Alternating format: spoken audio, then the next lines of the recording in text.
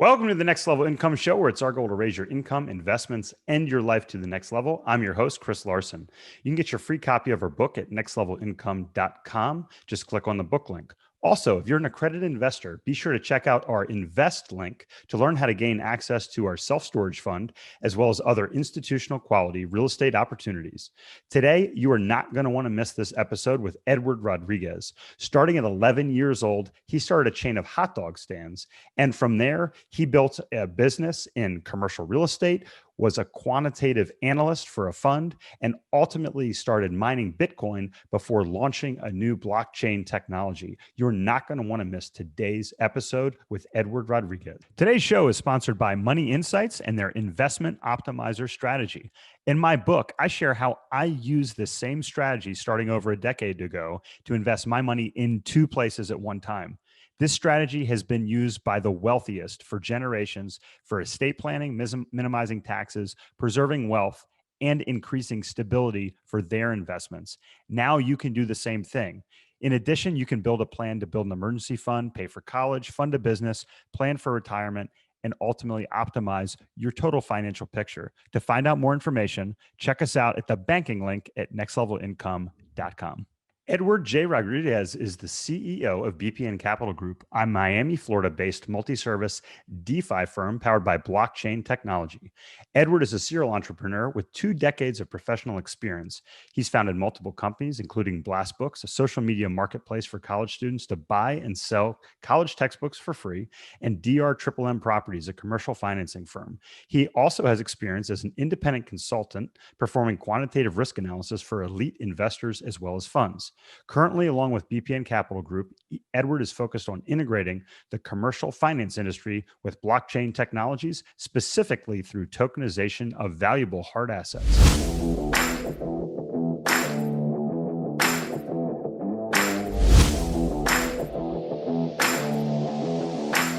Edward, welcome to the show.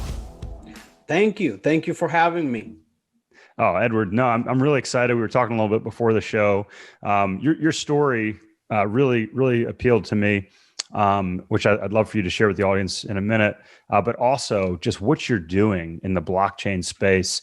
And a lot of our audience members that are listening, they're very accustomed to real estate. They're accustomed to commercial real estate and doing these deals. And, you know, one of the missions of Next Level Income is to provide our investors these opportunities. I can't wait for you to share how you are sharing things that were reserved for billionaires and hedge funds with, just the average everyday investor. But before we jump into this, Edward, would you mind sharing a little bit more about your background, how you ended up here in Miami in the United States, and what you're up to today? Definitely. So, hi, my name is Edward Rodriguez. I'm the CEO and founder of BPN Capital Group. I'm originally from the Dominican Republic, and I moved to Miami in 2005. And it was coming to my second home pretty much. I started in management in real estate very early on. My brother, when I arrived, had already been in the industry for 10 years. I was blessed to he took me under his wing and pretty much taught me all the tricks and pretty much made me fall in love with it, really. And through that, then I became my commercial real estate agent. Right before I became a commercial real estate agent, I was introduced to some private clients to do quantitative risk analysis for them. I had a great mentor that was retiring and pretty much was looking for someone that was not a yes sir person. And when I was introduced to him, he saw this guy that pretty much if I don't agree with something, I'm gonna tell you. My man, I love it. So right off the bat, he asked me a couple of questions, and obviously I was not in agreement with it. And after that, he was, "You're the guy." I mean, he Wow. had met with Harvard graduates, with guys that were trying to get exactly what he was offering, and none of them were able to pass the test. And here's this guy. At the time I was 17, about to turn 18. 17? Yes, he goes, "You're my guy. You see, I'm going to teach you stuff that is you're not going to learn anywhere else." He had been in the quant industry for close to 40 years. And then he put me in touch with some of his clients as well. And it went on from there. And I did quantitative risk analysis for about 4 years and a half until I got to a point where I felt that, yes, the money was great. I'm not going to say it wasn't. The money was fantastic.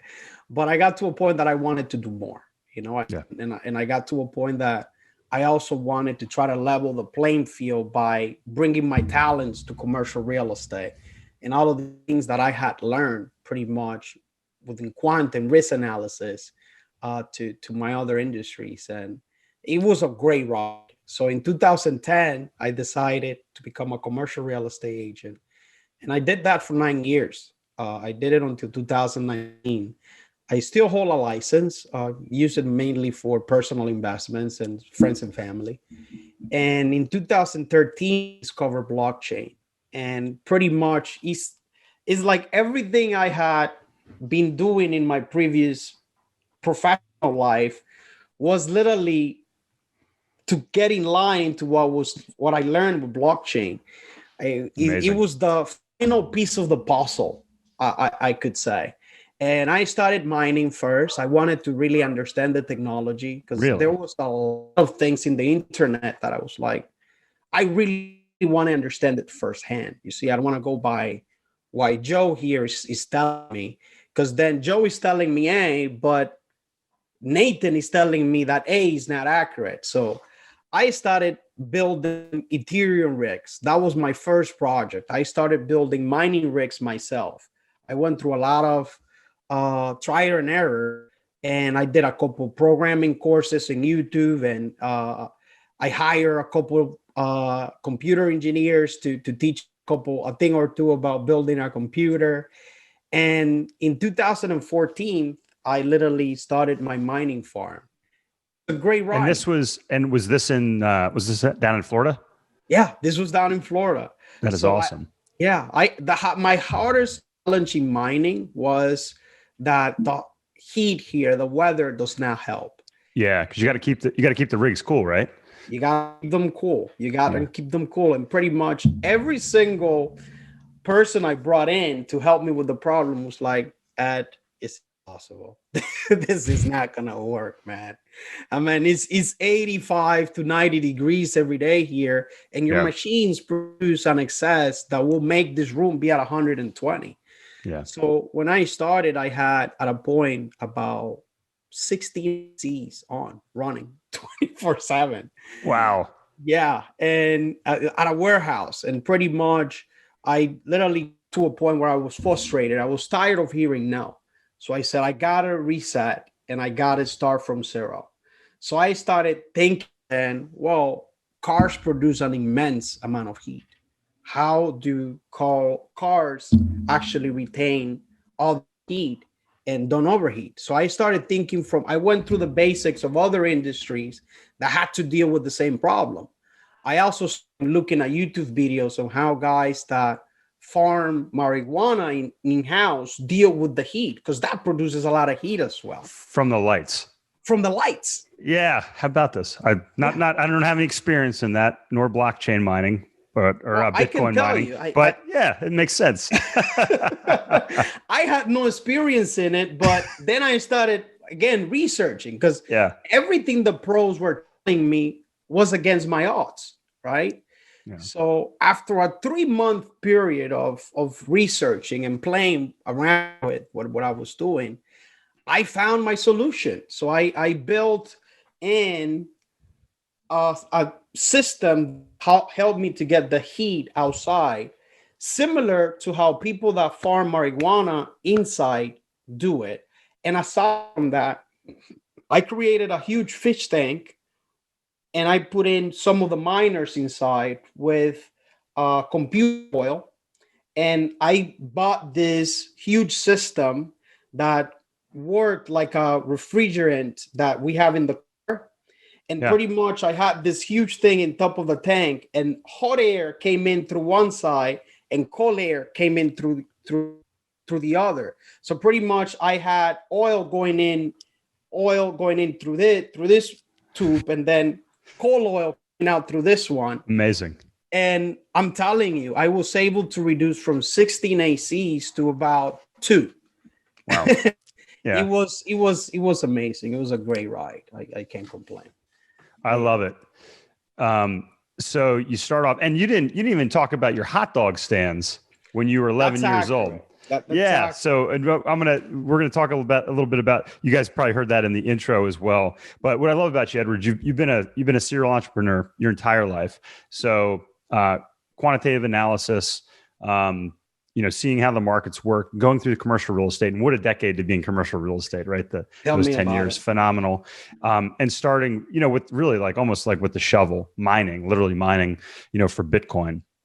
So let's back up a little bit. So for people that this is a little bit new to, and I'm just reading a statistic this morning, only 6% of Americans own cryptocurrencies. Only 6%.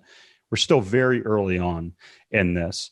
So if you could share a little bit about what is Bitcoin, what is tokenization and the blockchain before we dive into what your business really does. Well, I'm gonna make a separation. So blockchain is you got to see blockchain as the internet. You see, if you go back to the 90s, and you will be able to separate Yahoo, for example. Mm-hmm. Yahoo and the internet were not the same thing. Yahoo was a Right. company that used the internet to function. It's exactly the same thing with blockchain. Blockchain is the internet, is the system that Terrific allows analogy. cryptos to function, right? Yep. So blockchain can be used for everything. You see, you got to see blockchain as this accounting system that is uncorruptible, and the information after it gets published cannot be tampered with. That's really the big problem blockchain resolves is transparency. Yeah. You see, I can't tell you something today and go back in 2 days later and change it. It won't let me. You see, also for me to legally make a change, if let's say I'm doing on a smart contract, it leaves a trace on when I made the change, at what time I did it, and from which IP address. I can even add which IP address I did it from. You see, that's what blockchain gives us. I mean, the other day I was giving an analogy to someone that didn't understand it and didn't understand the benefits. It didn't matter what I said. He didn't understand the benefits. And I said to him, all right, let's make it simple. You see, our government just issued a couple $1 trillion bailout, not bailout, a stimulus for COVID, right? Well, let's say we all Americans, we go ahead and say, we demand for the government to show us what they did with our tax money, right? We want to understand, right? Well, the government, unfortunately, will take at least 3 to 5 years to come back with an answer. God knows if the answer is going to be accurate, right? Well, if the government had a blockchain system implemented to do all of this, it will take less than 3 days to give us something. Not only that, they could tell us it's in a public ledger. Go revise it. Go review it. That's the beauty of it. You see, they cannot tamper with the information after it's done. That's really. Wouldn't that be awesome? I can't wait till that day comes. Well, I mean, I think that the benefits of blockchains to humankind, and I have said it before, I think is the best and most advanced technology that humankind has ever encountered with. And I think it's one of the industries that in 10, 20 years, the same thing that happened to the internet back in the early days, today the internet is part of our lives. And it's pretty much, we use it to our GPS, we use it to order food, we use it to order a taxi. I mean, and now we got 5G and you can be anywhere and have high speed access. It's amazing, right? It's amazing. Yeah. It's the same type of thing. I mean, I'll say that people cannot take their eyes off blockchain because it's going to be in almost every single technology that we are going to be using, going to be a part of it.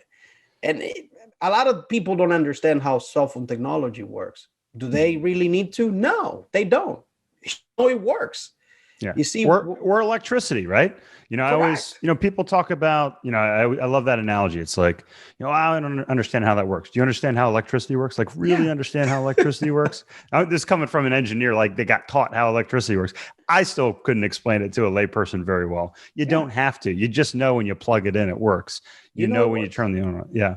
So, Edward, what do you see as the big, obviously commercial real estate? Let's hold that for a bit. But what other areas do you see as big opportunities with blockchain? With respect to sectors that they're gonna rapidly transform and benefit from this technology. Well, my mission for the past, I will say, 3 years, uh, crypto was the first use of blockchain, right? Because Mm-hmm. a lot of people don't understand blockchain is not a new concept. Okay, Okay. this was introduced in 1991. 91. Okay, yes, and Didn't know that. unfortunately, it was not accepted, and no one saw what the kind of benefits that this could Mm-hmm. actually give to humanity back then, until this person or this group called Satoshi Nakamoto saw what happened in 2007 and said, enough is enough.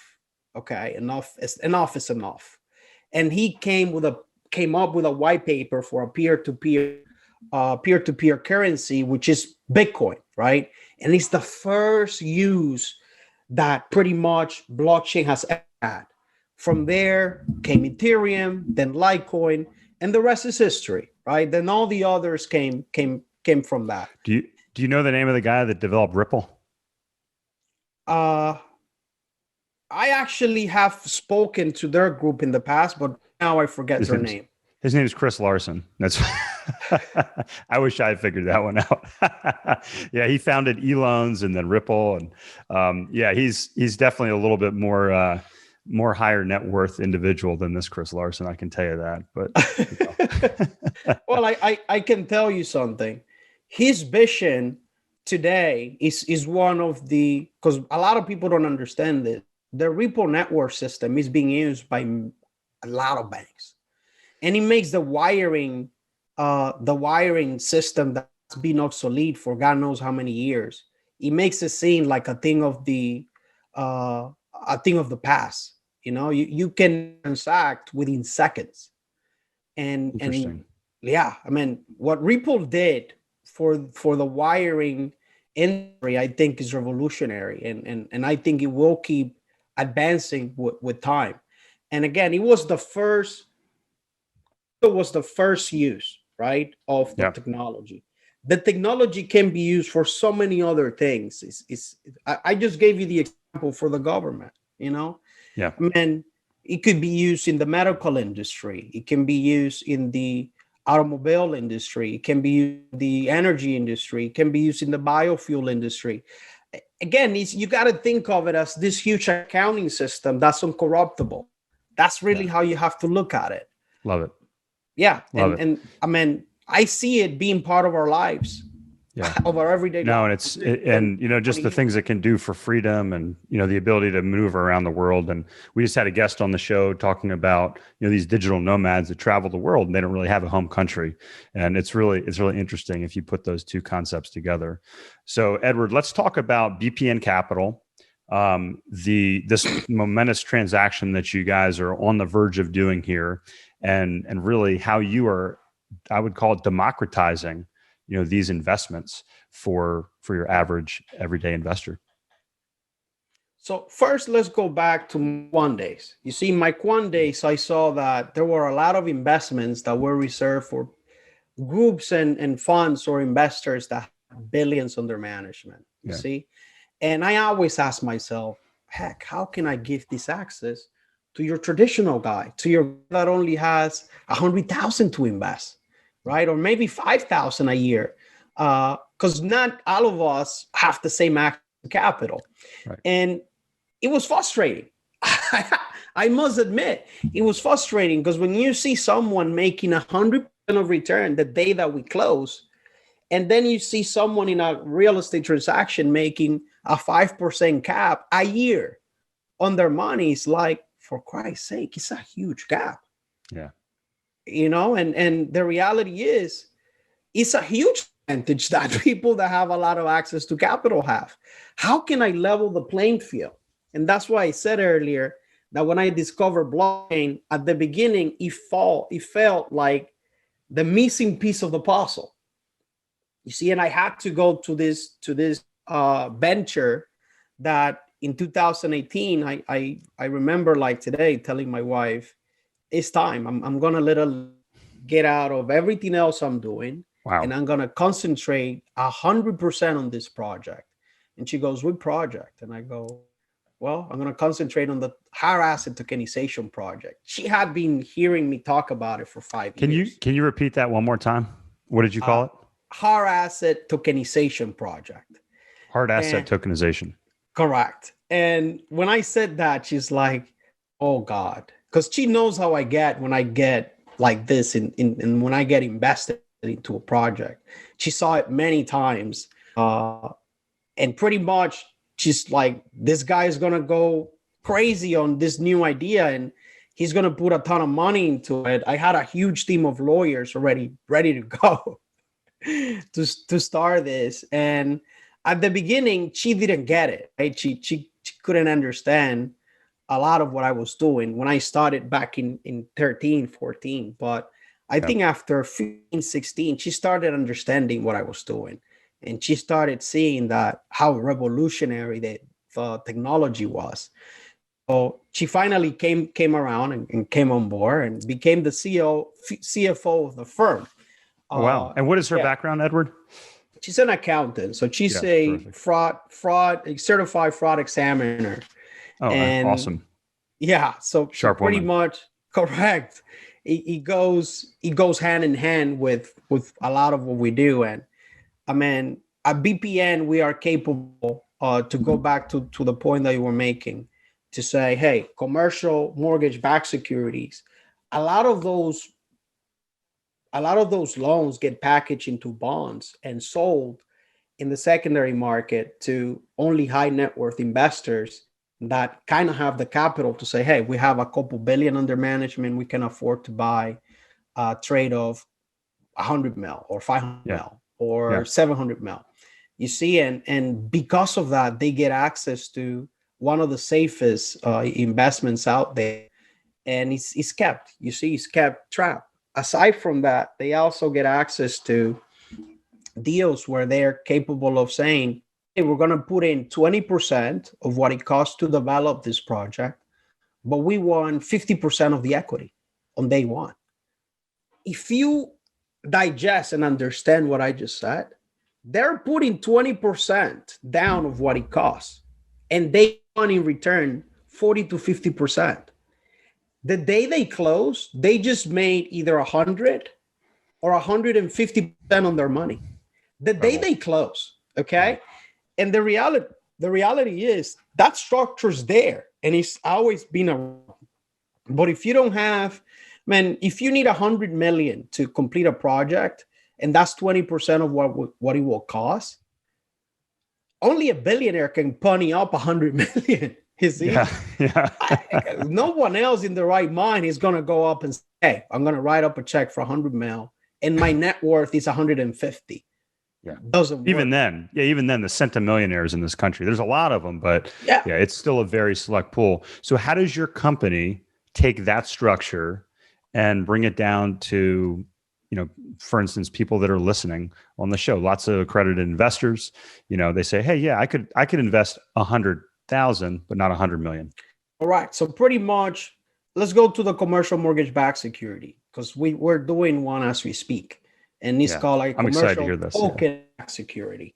And pretty much, it's in a work first-class asset that sits on downtown Miami in the Circle area, 4 fantastic tenants, and we can get this loan done with UBS or any other CMBS lender out there. And we chose to do it this way because we want to give the access to the investors that are so lucky to have a lot of money under management. So what we do is we tokenize it using blockchain, and investors get the opportunity of buying tokens that represent a portion of the value of the whole mortgage. So instead of selling it to a single lender, which we already, when we came out with the structure, we had lenders approach us and said, will you sell the whole thing to us? And I'm like, guys, it's like, did you listen to what I said?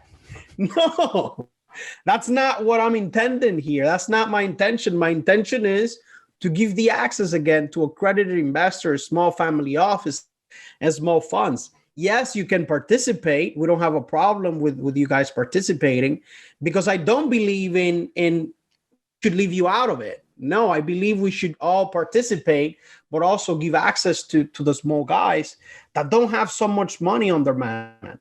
And man, it's a beauty that now you can say, hey, even though I only invested 100K, I'm going to be able to profit the same way someone that's worth 2 billion, 3 billion is able to capitalize on these opportunities. And on the other note, the other structure that I was telling you that they come in regularly with 20%, we already have a structure like that. You see, we have a building in downtown Miami that's going to be coming up by a well-renowned developer that has built a couple of most iconic buildings already in South Florida, that we're doing a structure with them where investors not the recent ones though, they had to tear down, right? No.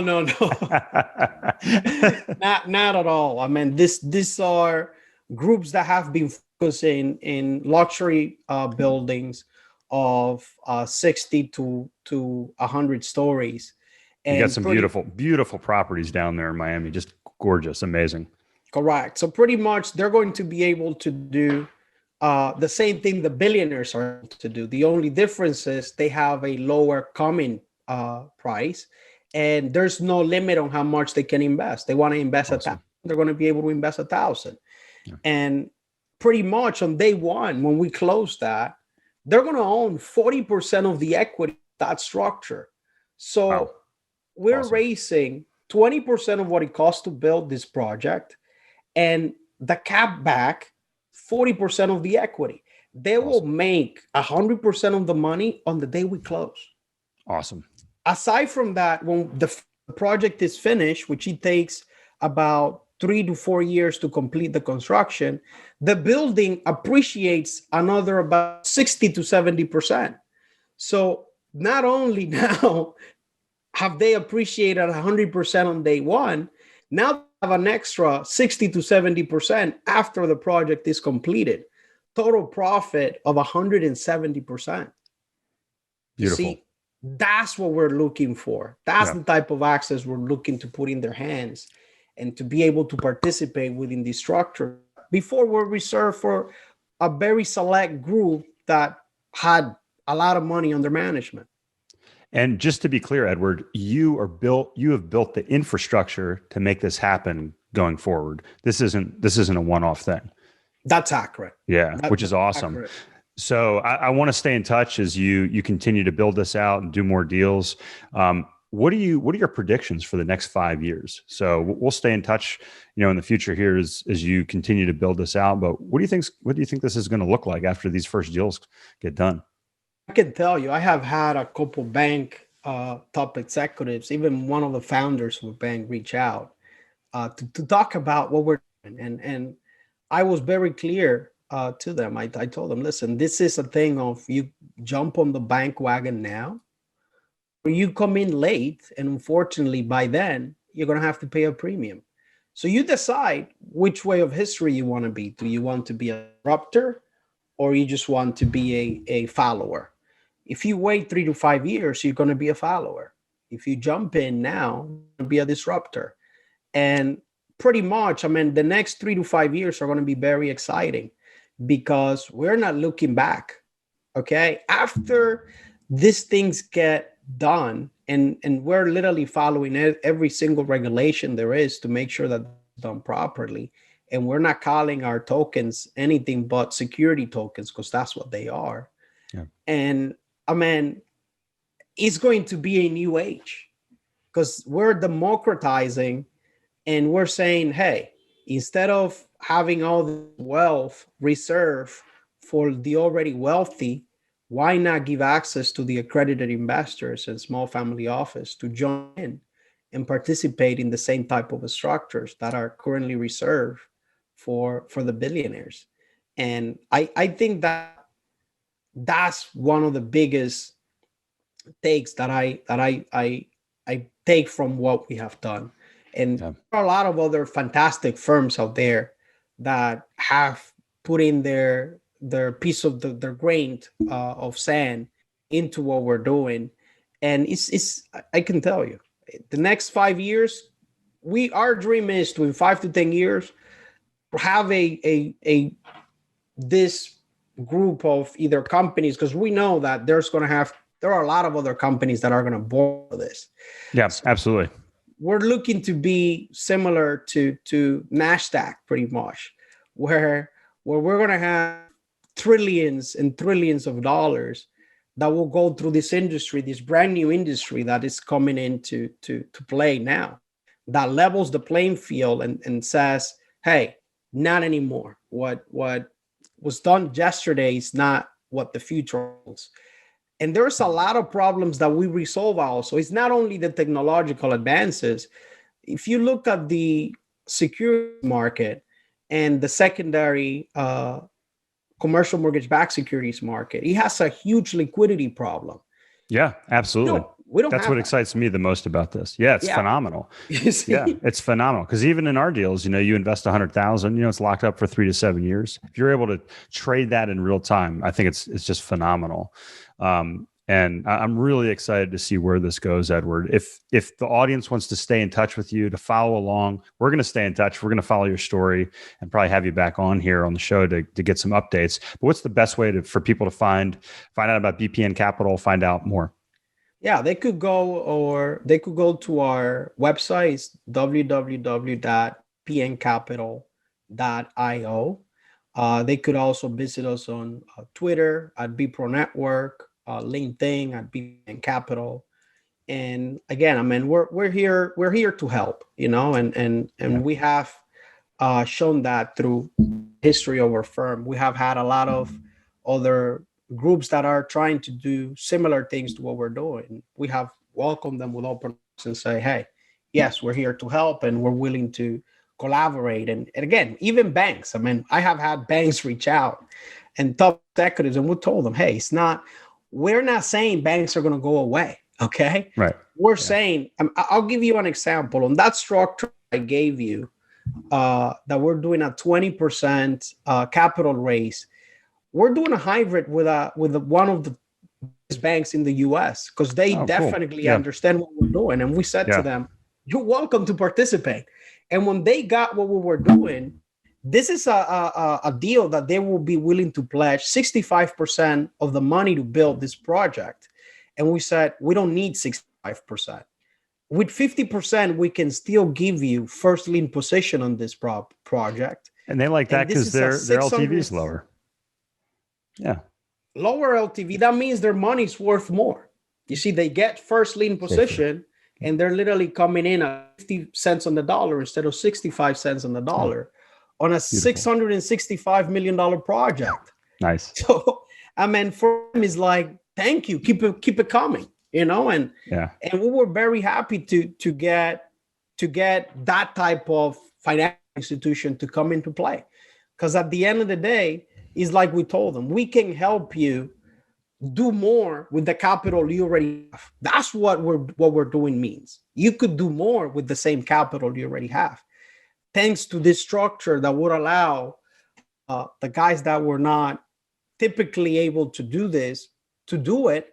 And now you have a huge advantage where you're saying, I come in 15 cents less on the dollar in this premium projects. Yeah. And if you're an investor, if you get to do 5 deals instead of one, you get to diversify, you get to participate in more opportunities. It really seems to be a win-win for all the parties involved. Edward, again, man, I love your story. Starting with hot dog stands at age 11, right? All the way up to today, pioneering, Bitcoin mining, as well as, this new use of the blockchain technology. If you could go back to your 25-year-old self and give yourself a piece of advice, what would it be? I will tell myself to listen more. Yes, definitely. I will go back and tell myself. You might have not got that job though about telling the guy what you didn't want to hear. Well, not I'm in the just messing with sense. you. No, not in the sense of listening more, agreeing with people, but in the sense of uh, listening more when it came to, because again, I'm a very lucky person. I have had a lot of great mentors, and some of them gave me great advice that I came only to see it later on.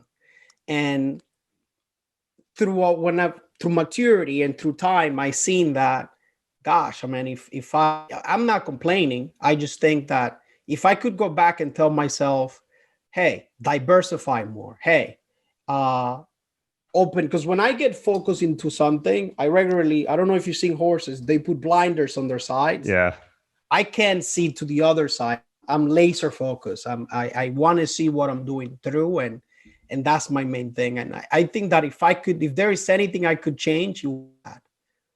Yeah. That's great advice. Again, I think if you ask, myself, a lot of people having phenomenal mentors, but I would say the same thing. I had some people give me advice. I go back, I'm like, oh, if I only listened a little bit more to that would have been great. Edward, it's been a blast having you on. Thank you so much for sharing your story, this amazing opportunity that we're about to face, and I look forward to staying in touch and having you on again. Fantastic. Thank you for having me. Gladly appreciate it. And hopefully we get to do this again. Absolutely. Hey, Chris here again. I hope you found this episode valuable. Now, I have one more gift for you. If you haven't gotten my book, Next Level Income, yet and would like me to send it to you in the mail for free, then go to nextlevelincome.com and click on the book tab. If you fill out the form on that page, I will send you a copy of my book and cover all the shipping costs as a thank you for being a podcast listener. Also, please like, share, and take 90 seconds to give us a rating on Apple Podcasts.